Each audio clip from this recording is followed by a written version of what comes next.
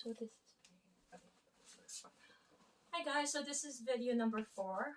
I should start writing down um, of how to properly pray, which my mistake because I didn't really utilize it, and my obstacle and experiences because I'm starting to read the Bible now in depth and learning and you know what, I've been saying that I want to be a Christian and a full Christian, and it's been prolonged. I've been saying it over and over again, and I don't think. And then this time, I wanted to really spin just like what my heart desires. I turned down a lot of men because the fact that they don't even believe in God, and even and then and it's hard for me to not um, to raise my kids without that concept that it's gonna be a battle. Like I said, I did a video with that. We're not allowed to.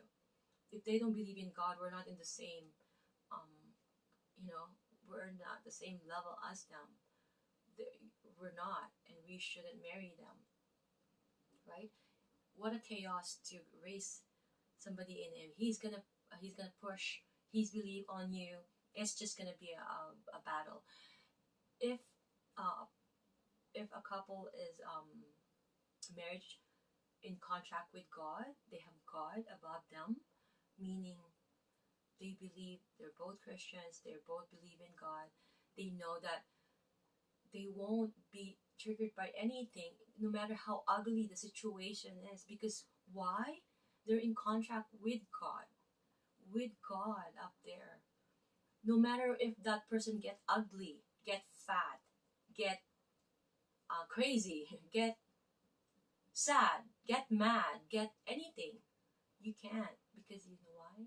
You're in contract. If you're married, okay, that's the thing. If you're married, um, so I cannot let alone my children not know the Bible. So I pushed it on them.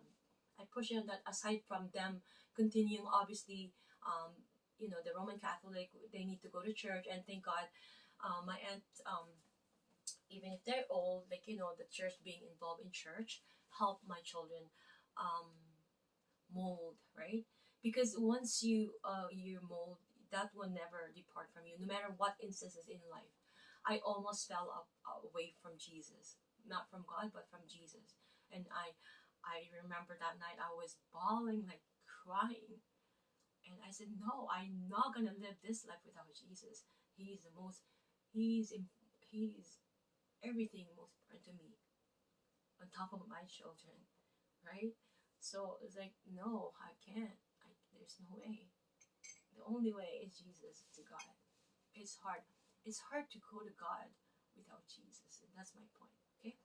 So the full surrendering of you cannot do this alone is why it leads to this story. You cannot do it on your own, and that's why Jesus came down for that. And it's an realization that a person has gone through deep um, how do you call it, search for what the true meaning is. And I'm not the type who would like, okay, I'm gonna listen to this, somebody told me this, okay, that doesn't mean I'm gonna tell you, dude. Somebody tell me this, okay, I don't care. Even if you're my parent, or even if you're my aunt, I have respect. I only will listen to you if you have God in you, if you have Jesus in you, if you know the teaching of Jesus, and if you are relying it on the scripture. Why would I listen to you when I can go to the scripture? Now tell me, right? It's as simple as that. You don't go to. So when you hear something from the internet, you just don't go and believe it. Please have that um, self discipline in yourself too. Okay. Anyways, every time I talk about Jesus, I'll just bawl here. So I don't want to get into this. I'm on the red flag, my monthly red flag. So I don't want to be talking about Jesus. And sometimes my kids, I don't want to be talking about them because I'll be emotional. Okay, so when I pray at times, and forgive me if I do that at times, right? When I pray at times, it gives me that feeling of ease, right? But this is what I